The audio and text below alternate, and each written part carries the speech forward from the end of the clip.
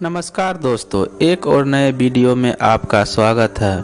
मित्रों, आज इस वीडियो के माध्यम से हम आपको एक ऐसी कहानी के बारे में बताने जा रहा हूं। हिटलर का पूरा नाम एडोल्फ हिटलर है।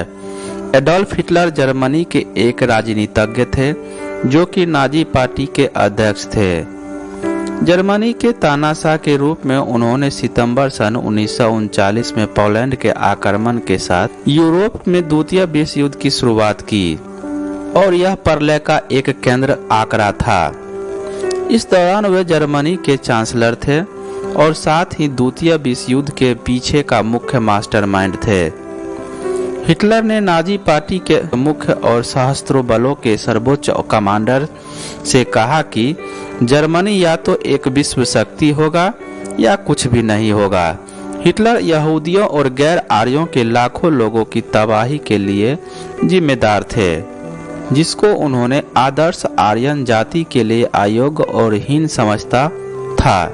हिटलर अपने असाधारण कौशल के कारण एकमात्र सैनिक के पद से जर्मन नेता के रूप में प्रमुख थे और अपने समय में वे एक खूंखार तानाशाह में से एक बन गए थे। उनका सपना था कि जर्मनी में नई व्यवस्था स्थापित हो और इसके लिए वे अत्याचारी के रूप में एक आकर्षक तानाशाही बन गए।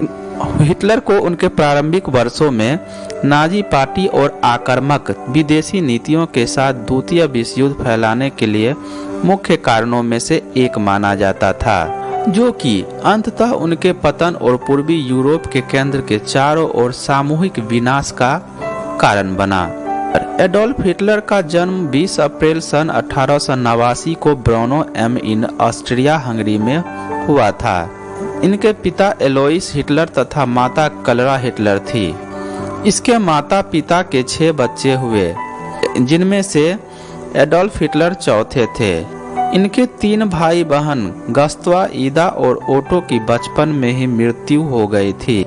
एडोल्फ जब केवल 3 साल के थे तब उनका परिवार ऑस्ट्रिया से जर्मनी में रहने चला गया।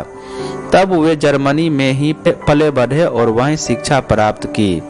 हिटलर बहुत ही तेज बच्चे थे। अपने स्कूल में वे बहुत प्रसिद्ध भी थे। उनकी रुचि फाइन कला में थी, किंतु उनके पिता को यह पसंद नहीं था। वे चाहते थे कि एडोल्फ हिटलर टेक्निकल स्कूल में प्रवेश करें और उनके पिता ने उन्हें सितंबर सन 1900 में लिंज में रेउसचल में भेज दिया। इसके फलस्वरूप उन्हें अपनी फाइन कला में रुचि को खत्म कर अपने पिता के साथ झगड़ा करना पड़ा। एडोल्फ हिटलर अपने पिता के अस्थिर स्वभाव के साथ एक बैरागी, असंतुष्ट और आक्रोश बच्चे बन गए।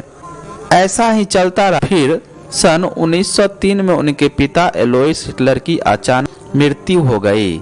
हिटलर अपनी उदार और मेहनती माता के ज्यादा करीब थे, जो कि कैंसर से पीड़ित थी। हिटलर की स्कूल में रुचि न होने के कारण इनका स्कूल में प्रदर्शन बहुत खराब रहा। तब उनकी माता ने उन्हें यह स्कूल छोड़ने की अनुमति दे दी। सितंबर सन 1904 में हिटलर ने रेउसचल में स्टोर में प्रवेश किया और उनकी प्रगति होती चली गई। वे 16 साल की उम्र के थे। इसके बाद एडोल्फ हिटलर ने 4 साल लिंज में बिताए। फिर सन 1905 में उन्होंने अपना स्कूल पूरा किया और अपने पेंटर बनने के सपने को पूरा करने के लिए लिंज से वियना चले गए। वहां उन्होंने फाइन कला की विनीज एकेडमी में प्रवेश करने की कोशिश की और 2 बार वह खारिज कर दिया गया।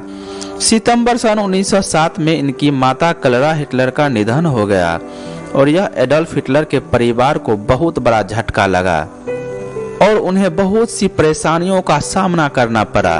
वे कुछ सालों के लिए अपने घर से दूर चले गए और हॉस्टल में रहने लगे। उन्हें पैसे कमाने के लिए अपनी कलाकृतियों को बेचकर जीविका का छोटा सा साधन बना लिया। कहा जाता है कि उस समय वियना में प्रचलित नस्लीय और धार्मिक पूर्वाग्रह से हिटलर में सेमेटिक विरोधी के बीज बोए गए थे। यह भी माना जाता है कि युवा हिटलर ने ऑस्ट्रिया हंगरी के अधिकार की निंदा कर जर्मन राष्ट्रवाद में एक प्रारंभिक रुचि दिखाई। यह राष्ट्रवाद में हिटलर की संरचनाओं की नीति में प्रमुख भूमिका अदा कर सकता था।